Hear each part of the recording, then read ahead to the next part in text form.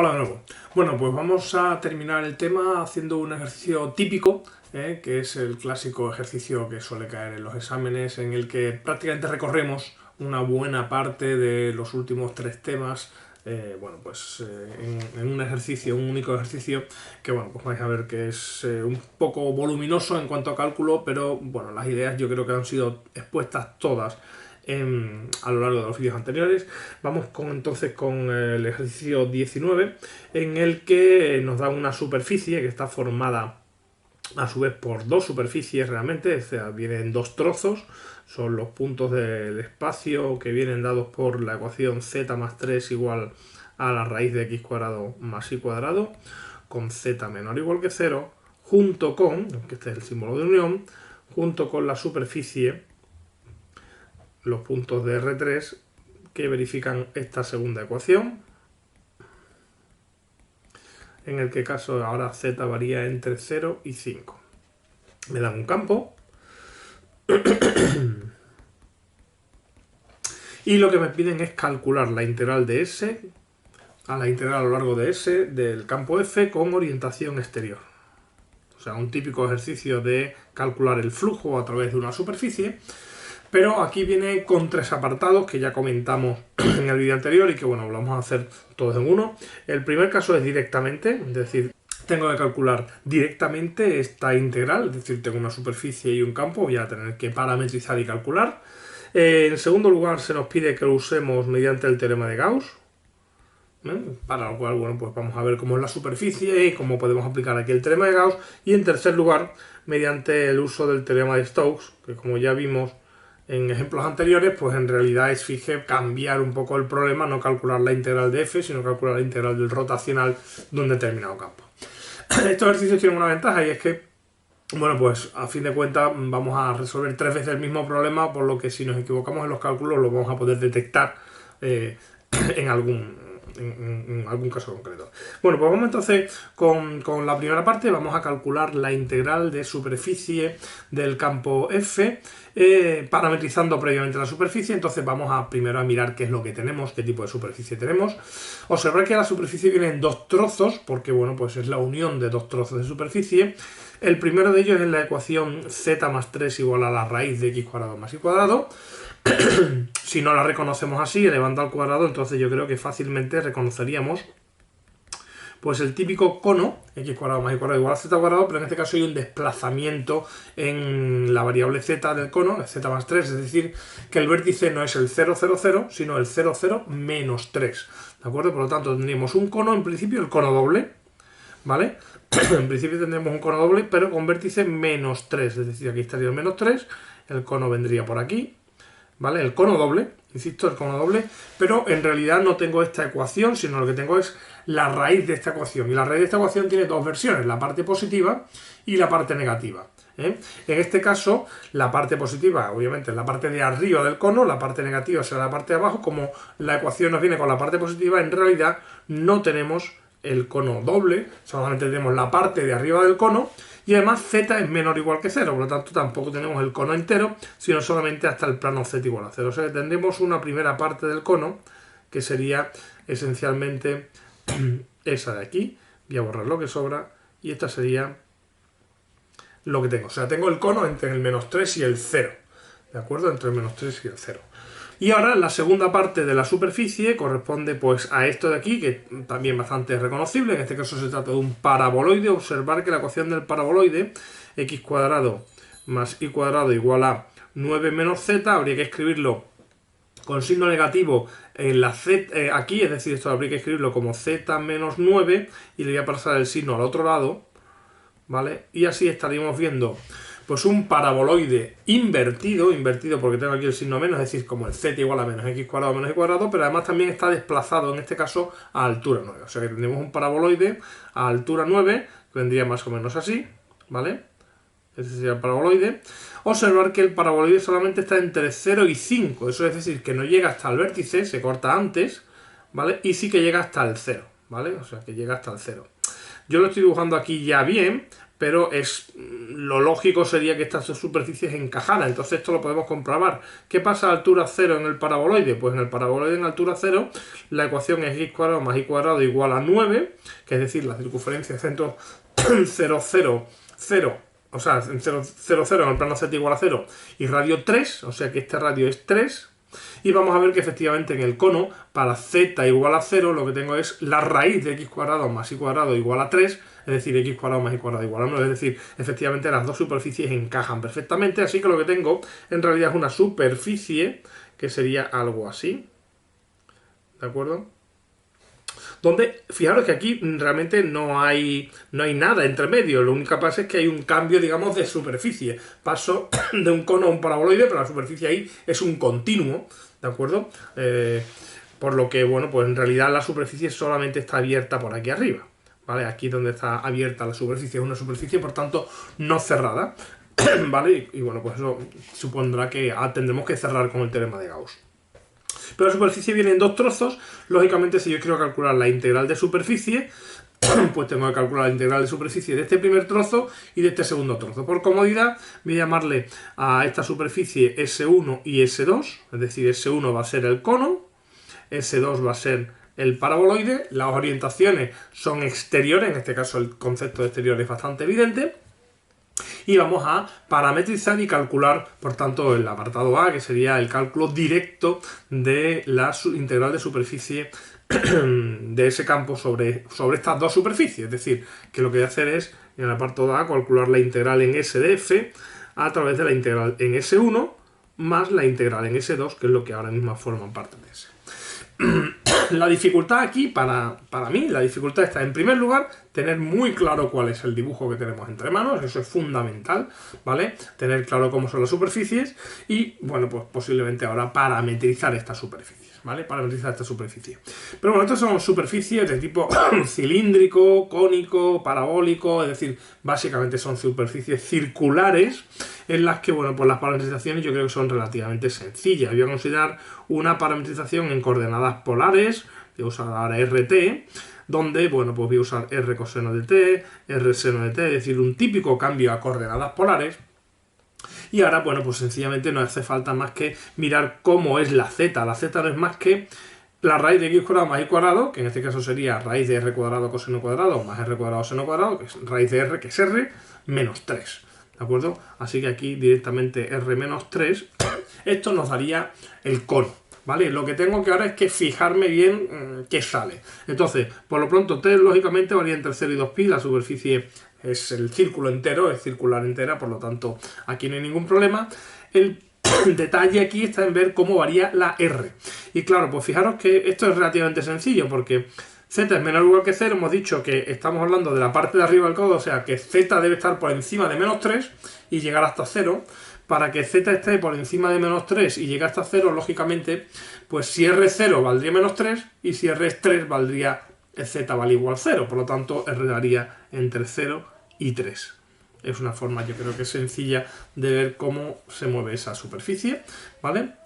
Ya que estoy a calcular ya el vector normal, que me lo voy a necesitar para poder integrar, entonces, bueno, pues aquí tendríamos derivada con respecto a r, sale coseno, seno y 1, derivada con respecto a t sale r menos r seno, r coseno y 0, y por tanto aquí saldría la primera componente es menos r coseno de t, la segunda componente sería r seno de t con signo cambiado, es decir, menos r seno de t, la tercera componente es r coseno cuadrado más r seno cuadrado, el clásico r.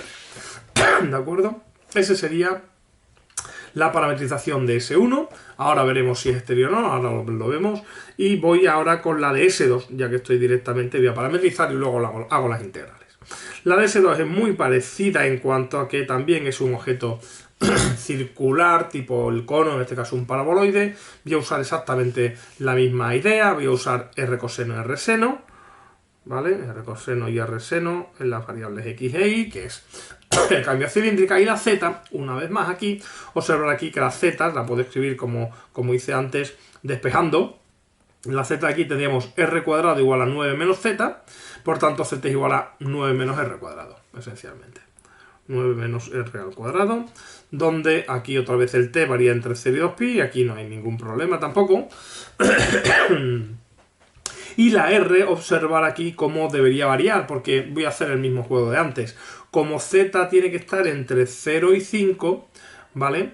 Como z tiene que estar entre 0 y 5, pues entonces, lógicamente, el 9 menos r cuadrado, 9 menos r cuadrado tiene que estar entre 0 y 5 para que para que esto esté en 0, r tiene que ser 3, ¿de acuerdo? O sea, si pongo r igual a 3, obtendría z igual a 0. Y para poner z igual a 5, ¿vale? Z igual a 5, 9 menos r cuadrado tiene que ser 5. 9 menos r cuadrado igual a 5, sencillo ver que es 9 menos 5 igual a r cuadrado, pues r cuadrado tiene que ser 4, o sea que r vale 2. O sea que básicamente r varía entre 2 y 3, ¿vale? R varía entre 2 y 3. Daros cuenta de que aquí, para r igual a 2, genero la circunferencia a altura z igual a 5, y para r igual a 3 genero la circunferencia a altura z igual a 0. O sea que estoy barriendo las alturas de z con las circunferencias de r. Esencialmente, claro, pues esta es la circunferencia de radio 2 y esta es la circunferencia de radio 3, y entre medias están las circunferencias que se van adaptando al paraboloide en este caso. ¿De acuerdo? Bueno, pues eso directamente me permite parametrizar, ver la parametrización del paraboloide y del cono. Voy a calcular ya también el vector normal, en este caso muy parecido.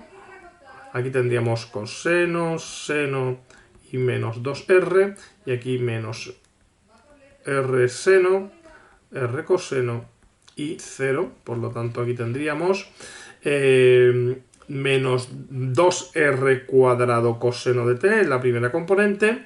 En la segunda componente tendríamos un menos 2r cuadrado seno de t cambiado de signo, o sea 2r cuadrado seno de t. Y en la última otra vez el típico r. ¿De acuerdo? Así que ahí tengo los dos vectores normales, las dos parametrizaciones. Ya tengo todos los ingredientes que necesito para proceder al cálculo, que ahora va a ser directamente, simplemente cálculo. Solo hay un detalle respecto de la orientación, que recordar que es orientación exterior, es decir, que los vectores tienen que apuntar hacia afuera, ¿vale? Este es un caso en el que es bastante sencillo ver cómo es la orientación, porque observar que si yo cojo orientación exterior en el cono, los vectores que me salen, ¿vale?, en cualquier sitio, son vectores cuya componente z tiene que ser hacia abajo. ¿De acuerdo? Por la forma del cono, la componente exterior del vector normal, la z tiene que ser un vector que mire para abajo. Y claro, eso significa componente z negativa. Por lo tanto, es muy fácil identificar aquí si esta componente z es positiva o negativa. Como r es positivo, esta componente efectivamente es exterior. ¿Vale? Aquí no hay ninguna duda de que esa es la componente que mira... exterior. Esta es la positiva, ¿de acuerdo? Lo he dicho al revés. R es positivo, por lo tanto eso es un vector que mira hacia arriba, por lo tanto esta es interior, ¿de acuerdo? Esta es interior, así que para calcular voy a usar el vector contrario. Y aquí con el paraboloide pasa también más o menos lo mismo. Un paraboloide, si os fijáis, las tangentes a una parábola, ¿vale? Las tangentes a una parábola tienen siempre, por ejemplo, a una parábola invertida, son siempre vectores que miran hacia arriba ligeramente. Su componente vertical es hacia arriba, por lo tanto en este caso la componente z tiene que ser positiva, así que en este caso sí que estamos hablando del vector normal exterior, ¿vale? Así que este no va a ser interior, este exterior. Esto significa que este lo voy a cambiar de signo. Y bueno, pues voy a proceder entonces directamente al cálculo de la integral. Las voy a hacer aquí en la hoja siguiente. Entonces la integral sobre S1 la voy a hacer por separado. Va a ser pues la integral en el dominio de definición de los parámetros, que habíamos dicho que era entre 0 y 2pi, entre 0 y 3.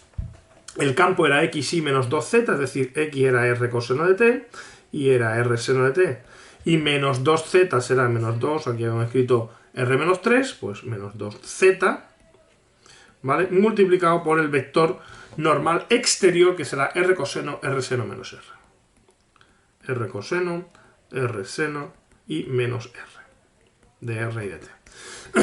Y bueno, como vamos a requerir los cálculos efectivos, pues bueno, pues yo creo que aquí merece la pena escribirlos todos. Es una integral realmente que sale bastante sencillita. Esto es la integral entre 0 y 2pi, es la integral entre 0 y t.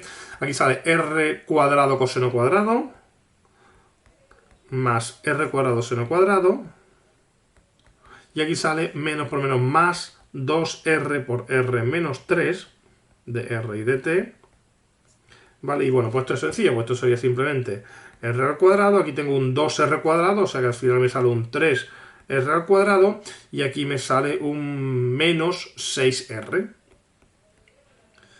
Esto es la integral de r de t entre 0 y 2pi y entre 0 y 3.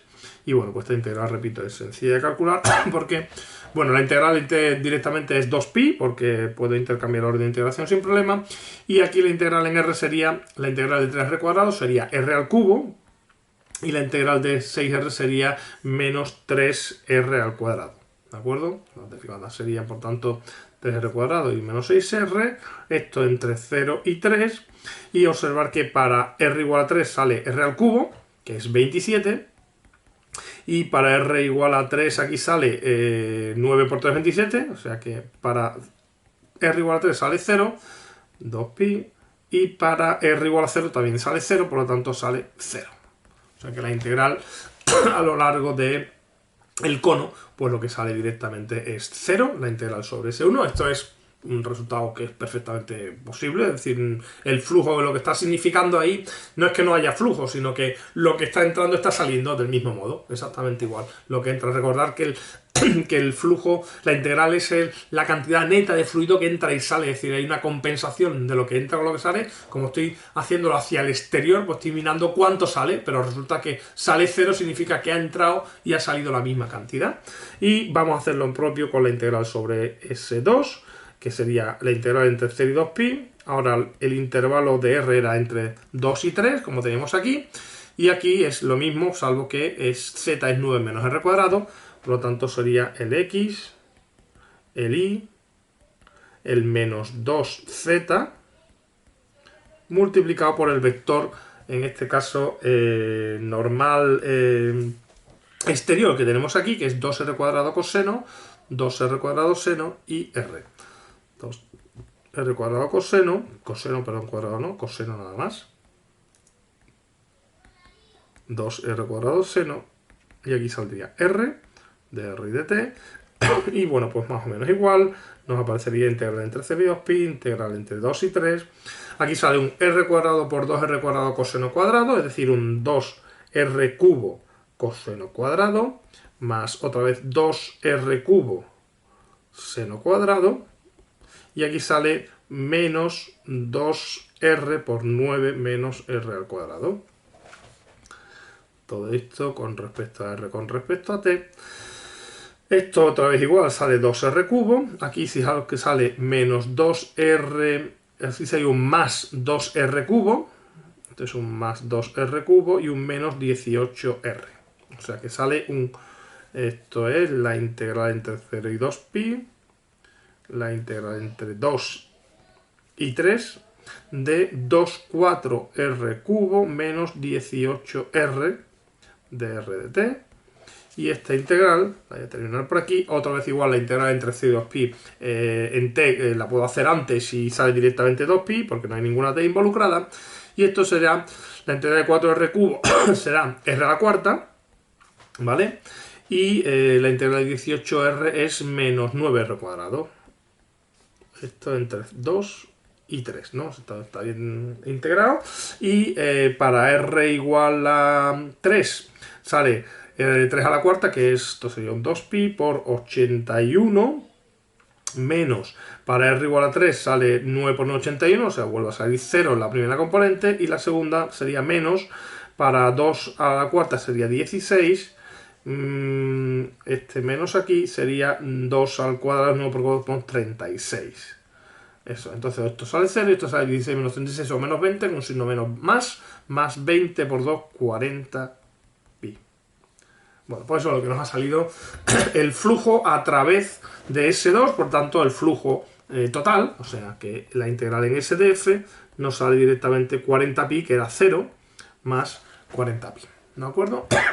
Bueno, pues vamos entonces a calcular el apartado B. Esto sería el apartado A directamente. Como veis, sin lugar a dudas, la única pega que tiene este ejercicio es plantear todo esto, es decir, plantear la parametrización, ver sencillamente cómo son esas funciones, porque esta parte de aquí es absoluto cálculo. O sea, esto no es más que hacer cuentas, va aparatosas, pero bueno, no mucho en este caso, pero cuentas al fin y al cabo.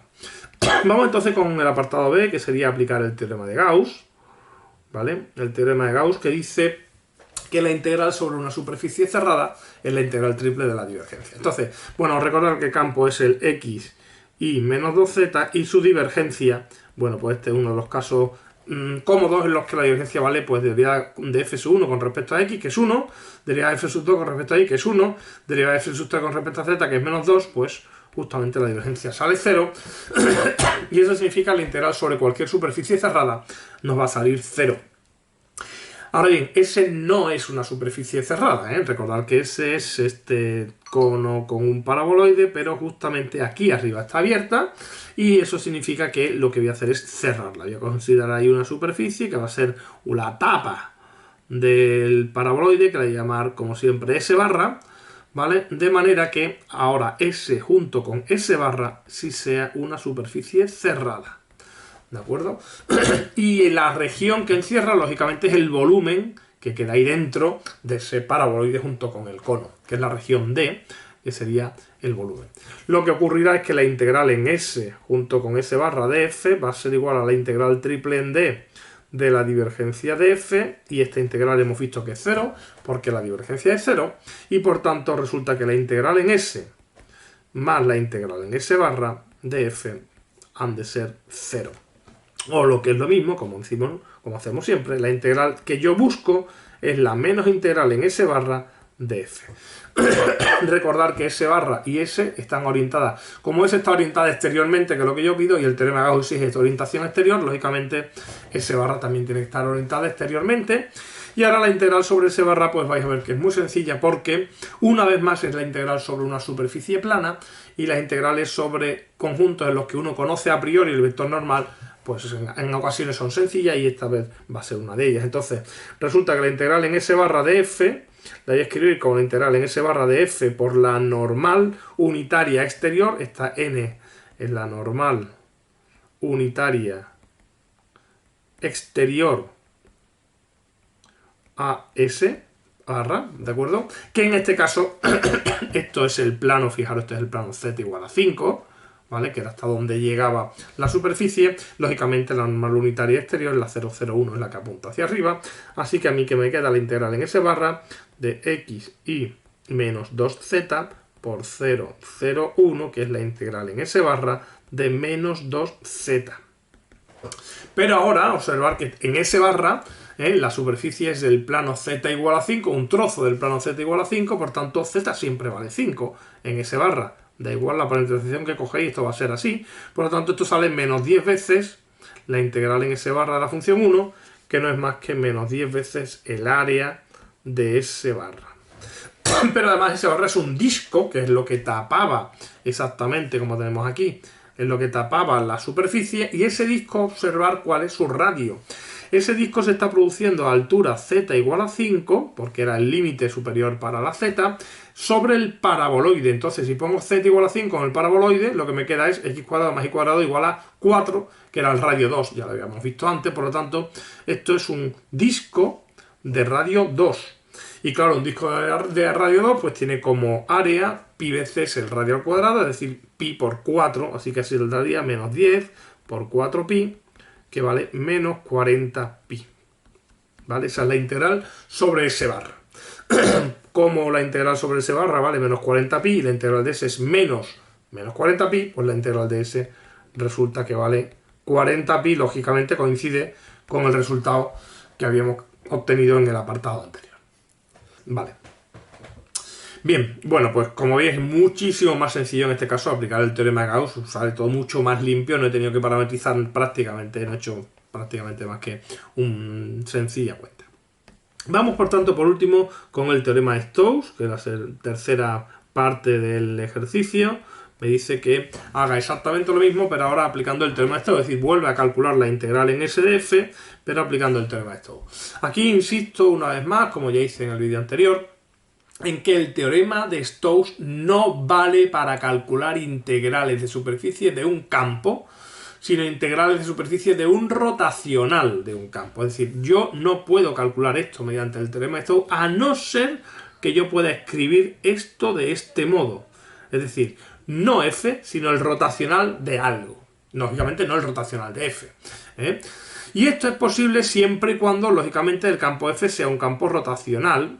Y esto es posible gracias a que la divergencia de f es cero, como hemos visto en el apartado anterior viendo el teorema de Gauss. Si la divergencia de f no es cero, entonces esto ya no es posible y aquí el teorema de Stokes no es aplicable. ¿De acuerdo? Bien.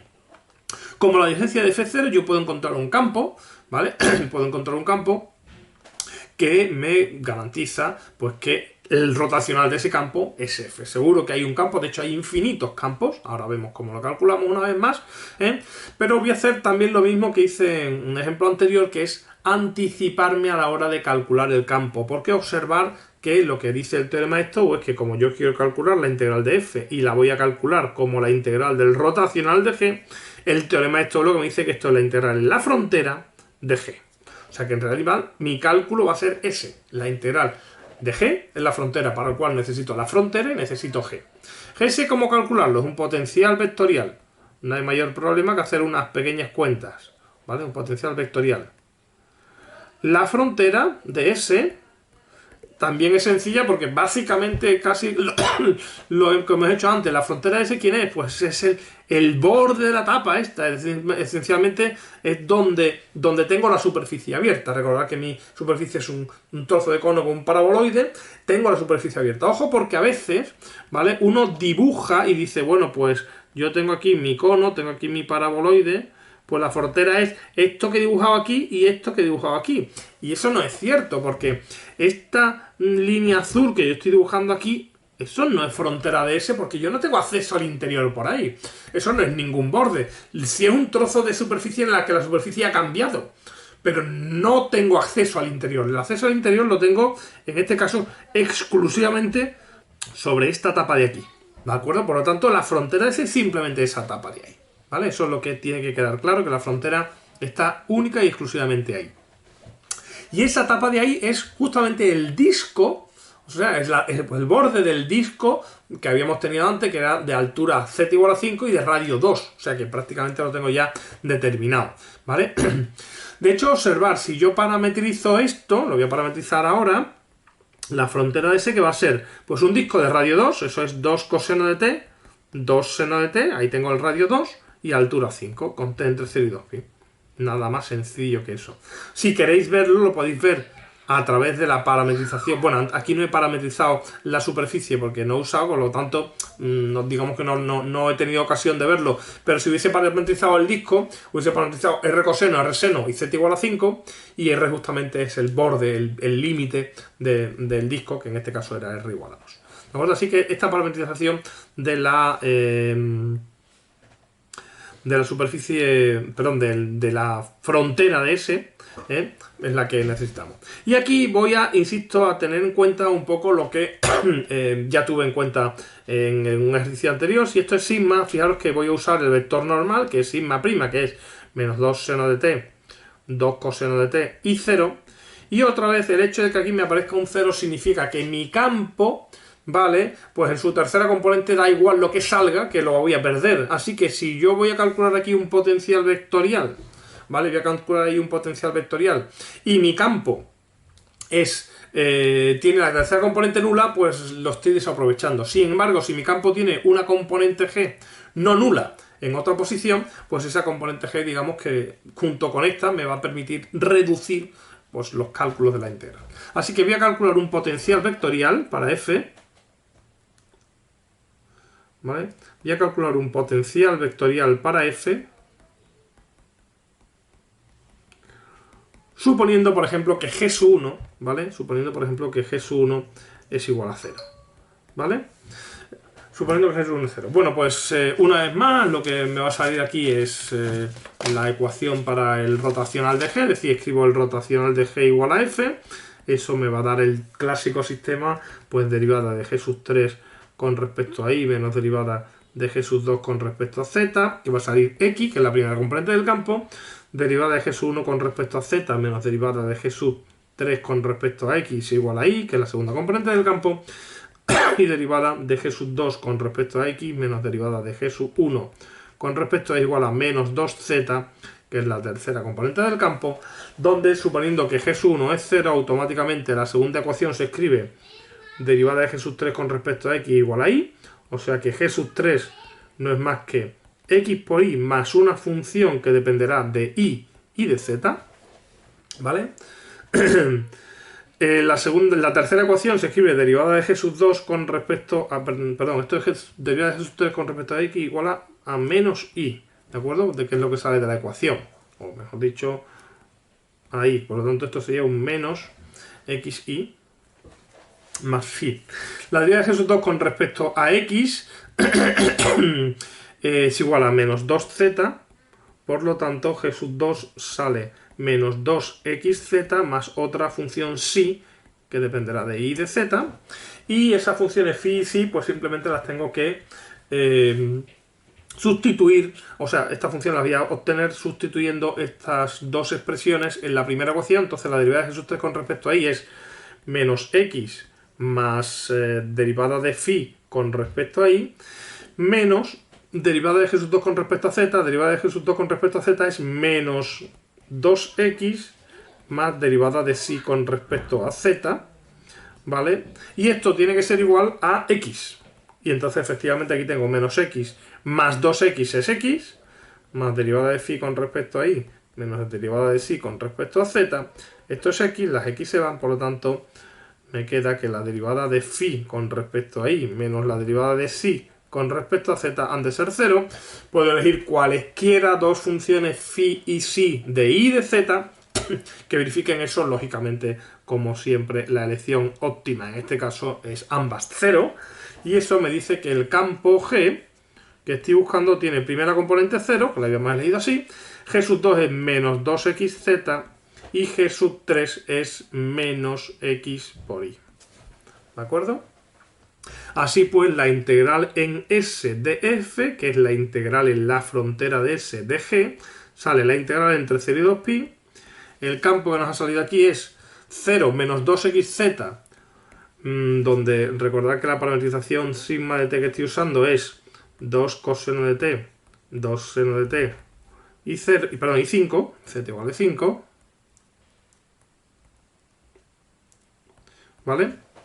Ahí sería, hemos dicho menos 2xz, pues menos 2 por 2 coseno de t y por 5, y aquí aparecería la tercera componente es menos x por y, que sería menos 2 coseno de t por 2 seno de t, a ver, resultante menos x por y, y ahora multiplicado por el vector velocidad aquí, que era menos 2 seno de t, 2 coseno de t y 0, ¿vale? Diferencia con respecto a t.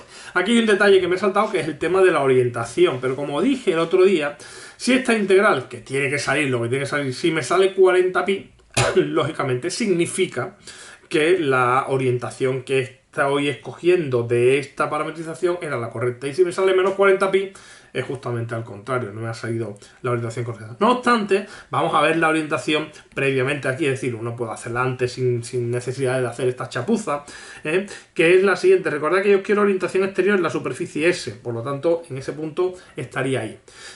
¿Cómo recorro la curva para que la superficie me quede a la izquierda? Bueno, pues si os ponéis ahí de pie y estáis hacia afuera y queréis que la superficie quede a la izquierda, yo creo que es evidente que en este caso el sentido de recorrido es ese. Que mirado desde arriba, el sentido de recorrido es el negativo. ¿De acuerdo? Eso significa que esta orientación que yo he cogido aquí, con coseno seno es siempre positiva, mirado desde arriba, pues esta está mal orientada. Así pues, cuando yo hago este cálculo, en realidad lo que tengo que poner aquí es un signo menos para compensar esa orientación. Y bueno, pues vamos a ver que efectivamente las cosas salen. Esto sería menos la integral entre 0 y 2pi. Aquí sale 0 por lo que sea. Aquí sale menos 2 por 2, 4 por 5, menos 20 coseno... menos 20 hay que multiplicarlo esto por esto. Sería realmente 2 por 2, 4, por 5, 20, por 2, 40, con un signo menos, menos 40 coseno al cuadrado de t, y el otro componente es 0. Así que aquí lo que sale es menos 40 coseno cuadrado de t entre 0 y 2pi. ¿Vale? Y bueno, pues este menos con este menos es un 40 integral entre 0 y 2pi del coseno cuadrado de t diferencial de t. Esta integral es fácilmente ver que vale pi y el resultado es 40pi, como obviamente ya habíamos previsto en los ejemplos anteriores, en los apartados anteriores. ¿De acuerdo? Bueno, pues esto es el típico problema completo del tema 6, que realmente involucra el tema 5, el tema 6, hay un poco de todo aquí. Bueno, pues por esto terminamos esta sesión de hoy.